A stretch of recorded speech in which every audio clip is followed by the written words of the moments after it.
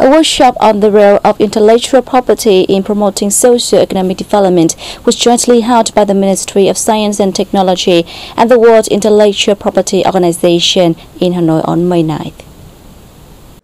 The workshop discussed ways to bring contents concerning IP into socio-economic development policies amid the fourth industrial revolution, towards determining the role of ministries and sectors in integrating and developing IP issues in sectoral development policies, and acquiring experts' recommendations for drafting the national intellectual property strategy.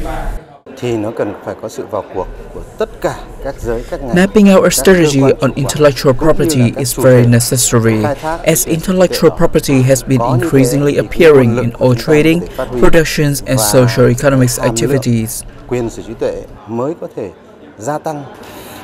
guess the challenge that Vietnam will be facing will be in the implementation of this ambitious plan.